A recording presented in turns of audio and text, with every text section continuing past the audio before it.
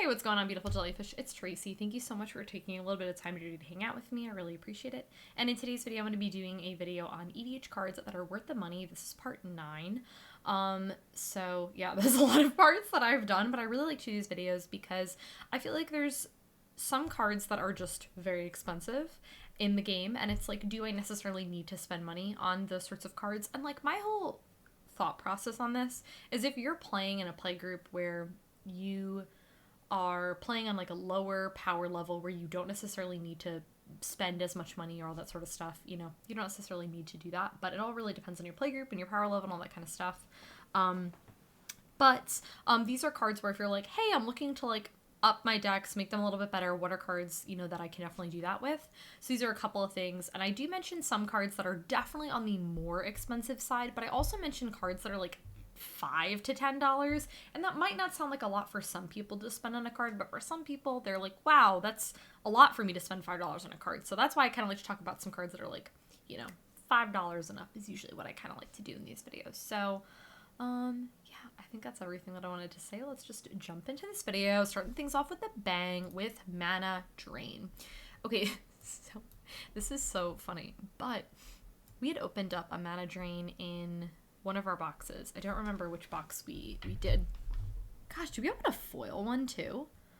Oh my gosh, we might have. I don't remember. But anyways, Paul took it and put it in one of his decks. And I got a little envious. I did. I got a little envious. I was like, that's cool. I want a Mana Drain. I want to be cool. I want to own a Mana Drain. It's really good. It's a very, very, very good counterspell. First off, it's double blue, but it's counter anything. It's counter target spell, which is really helpful. Sometimes some counter spells, you know, fall into a specific category. Also, I would really love to film a video on ranking counter spells. I think that would be super fun. That's on my to-do list. And at the beginning of your next main phase, you add mana equal to that spell's converted mana cost. This is just like a better counter spell, but it's more expensive. You know, I average it at 45. I did list the prices as I'm filming this at around the average price for them in the description bar if you want to check those out. But it's definitely on the more pricey side. It's like around 45 or so, but it's a really, really, really good card. You know, I like it. Oh, hey. Oh my gosh, Wheel of Fortune. Wheel of Fortune is like one of those cards that like every time, like, okay, well, let me not say it like that. Every time it's been played against me, because I've probably only played against this card maybe like 2 times, but it's a very good Magic card. You know, it's definitely worth that cost because it just sets the game at such a different rate, you know? And there's definitely been cards that have come out that like tried to mimic this type of effect. Like I think there's that creature that's like Wheel of something.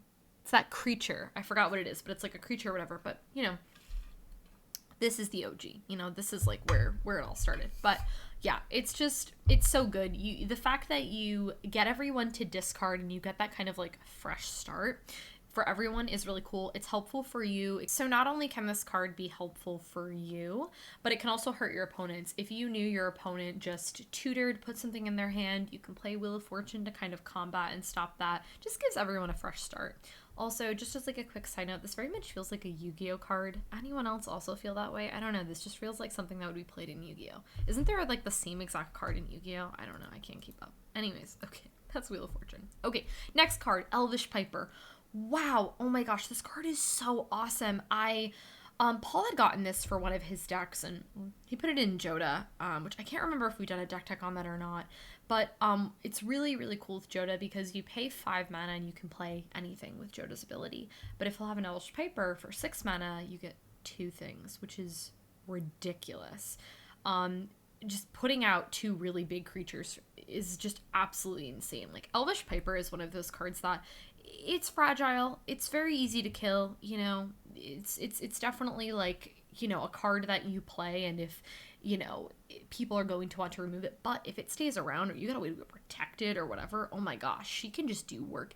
Honestly, even too, and one thing that I feel like I'm noticing a lot in Commander games is like, even if you play something like this and you only get like 1 card out of it, I know it's not like the most ideal situation, but like that's still really good. You're still paying, you know, 4 mana for the creature, and then 1 mana as the turn cycle comes around, or if you have something to give it where it doesn't have, where you can tap it that turn, you know, doing that. Also, this card with like a Vidalcan Ori or something like that is ridiculous, because then you can just like casually do this. Wow, I'm just talking myself into this card. Now I feel like I really need to put this card in ladies. Okay, let me go put this as like a little side note. I'm gonna put that card to the side, and I'm convincing myself to run this card. It's so good. It really is. 1 mana to play any creature to the battlefield is ridiculous. Love that card so much. Okay. Now we get into Monologue Tax. Okay, I've said this before, I'll say it again. Enchantments, for me, a lot of times. It takes a lot for an enchantment to impress me, and this is definitely one of those cards that I think is really solid. It's 3 mana, and it says whenever an opponent casts their second spell, you create a treasure token. Let's be very real. You're playing Commander, people are playing multiple things, very likely. You're in a Commander game with yourself, and let's just say 3 other people. People are going to be playing stuff. You can create treasure tokens, which are so incredibly good, and yeah, not a whole lot to say. It's a good card. I like it a lot. Treasure tokens are awesome, man. Cool. Oh my gosh, I love this card. Glen, Elendra, Archmage. Why am I struggling? You know, sometimes you just struggle with words. It's me all the time. Okay, this card's awesome. I remember when this card and I, like, when we first saw each other. You know that moment when you first fall in love with the card. Yeah, anyone else? When I first saw this card, I was like, oh my gosh, I want this card, because this was also at a time too that I had built Rune, and this was like one of the staples in Rune, and I was like, I need this card, but it was just that at the time, it was just that more expensive card. It was definitely more expensive at the time, but it's been reprinted since a couple times. So I was like bummed. I was like, man, I want this card. And it's always been that card that I've like always wanted, and I've just never gotten it. And it's actually so funny, because this is a card that I actually do not have in fairies as I'm thinking about it. This is another card that I need to put in my decks, but this card is awesome, especially if you have some sort of like blink effect like Rune or Brago, like those types of decks, and you put Glen, Elendra in there. But even if you don't, this card is still really cool. You sack it, you counter target non-creature spell. It's like that thing that just sits on the board, and the people are like, am I just gonna set this off or whatever? And you know, it's just like you have this like, you know, you're just kind of like sitting there like, yeah, well, like, test me, like, you know, am I gonna do it, am I not, or whatever. And then it's got persist, which is really cool. So yeah, this card's awesome. Okay, this is another card that I need to go add to my wish list, because I've convinced myself. Okay, Mind's Eye. This card is awesome. I feel like there are times where, you know, people will talk about like certain colors, like white, be like, white has no card draw, whatever. And like, yeah, but like artifacts, you know, like artifacts are really cool. Mind's Eye is a lot of mana, just to be very clear. It is 5 mana, but first off, it's whenever an opponent draws a card, period, end of story. So if your opponent is drawing multiple cards, that. And then you're like, okay, cool, I'm gonna pay 1, and then if you do, you get to draw a card. So this is really cool. I love keeping Mind's Eye up. And again, kind of similar to what I was saying about Elvish Piper too, even if this card does stick around for just a little bit and you've gotten a couple of cards out of it, it's definitely worth it. You only pay 1 mana for each card too, which is really good. Like, thinking about that, 1 mana for 1 card, that's a really good value. So it's really good value. So Mind's Eye, great card. Okay. Oh my gosh, I just talked about this card in, I don't even remember what video that I filmed. Maybe it was the Magic Superlatives video, which you guys really liked that video, so thanks for all the love on that. That was such a fun video for me to film. The card I'm talking about is Esika / the Prismatic Bridge. And I think these cards are like so cool, man. So Esika is Vigilance. You add 1 mana of any color to your pool, and then other legendary creatures you control have Vigilance and add 1 mana, which is really cool. So if you're playing a ton of legendaries, this card is awesome. And then the Prismatic Bridge is really cool. Beginning of your upkeep, you reveal cards from the top of your library. Until you reveal a creature or planeswalker, you put them on the battlefield and the rest in your bottom in any order. In your library in any order. And I would say, like, my biggest thing about why I don't run this is because I tend to run, like, a lot more, like, instants and sorceries, like removal and things and artifacts. And so I feel like I would just be in a position where I wouldn't be getting the full effect of this card, because I just want to put like a bunch of creatures in my deck and like potentially planeswalkers. But if you don't want to put a lot of planeswalkers, you just want to run creatures, this is still really great. But I would say if you're someone who's like I love 5 color. I just want to run fun creatures. Like if you're building like a Joda deck or like whatever you're doing, like this is like a really great inclusion in that deck.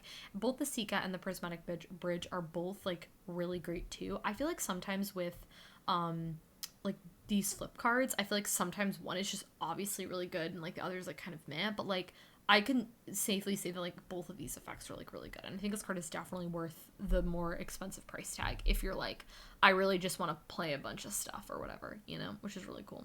So, and you put it on the battlefield. Like, that's ridiculous. You can get so much value off of Prismatic Bridge. Oh, it's so good. Also, this art, too, is, like, incredible. Okay, cool. Okay, the next card, oh my gosh, Bramble Sovereign. So, funny story about this card. I was just talking to Paul about this card as I was, like, getting this video prepped. And I was like, Paul, this card is so good. And I was like, oh, that's right, because it's from Battle Bond. Okay, if you know me, you know I never stop talking about Battle Bond. It's like ridiculous like how much I love this set. Like it's insane. I don't even talk about Lorwyn as much as I talk about Battle Bond. Like it's ridiculous. I love this card.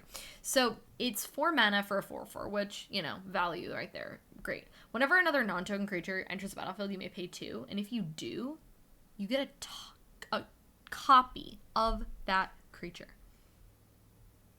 So yeah, that's really cool. You can be very political with this card, which I really like.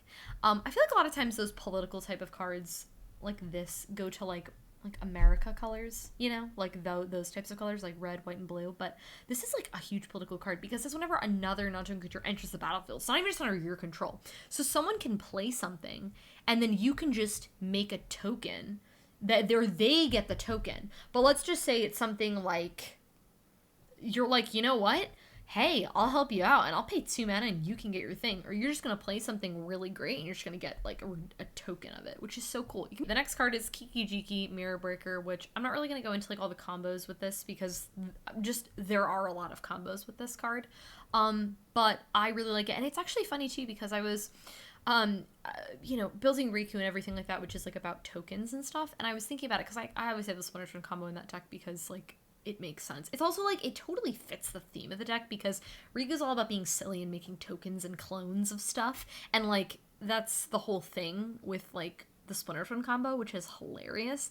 And Kiki-Jiki, it's funny, I don't actually know if I own an extra copy of this. I can't remember, but anyways, it needs to be in the deck if it's not, but it just totally fits like the theme of the deck. There's a lot of combos with this, but even if not, if you're building Riku or something like that, or a thing where you want to make tokens, you know, you can just do it, which is like really cool. So yeah, it does say you control, so just something to note. You can't like make copies of things your opponents control. That'd be a little silly. And the last card is Birds of Paradise, and it's so funny because I was, again, building Riku, and I was, you know, since I'm running green, I was running all those, like, you know, Cultivate, Rampant Growth, like, all that sort of stuff, and I was thinking about it, and I was like, you know what, like, sometimes I kind of overlook a lot of, like, the basic cards, like, those mana dork, like, creatures like this. I feel like sometimes I run a lot more, like, instants and sorceries and things, and I was like, no, I feel like I need to run, you know, cards like this, and I put birds in Riku. I got a Spanish one, which was a really cool Spanish foil, which I really love. It's cool. It's like Vuela, period. It looks really cool. Okay, so, yeah, but anyways, birds is just really great. Like, I'd say if you're running, like, 2+ colors, like, you should totally do this.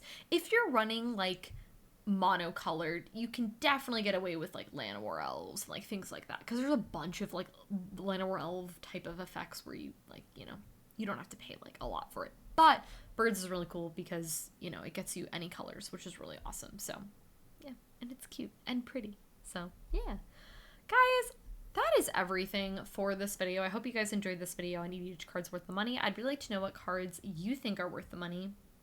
And if there are cards that I haven't mentioned, definitely leave me in a comment below because I might feature them in a future part. I don't know if I have part 10 planned out. I'm not 100% sure on that, but I'm sure eventually I'll come up with more cards to talk about. So if you guys like this video, go ahead and give it a thumbs up, subscribe to my channel if you're not already, and I'll catch you in my next one.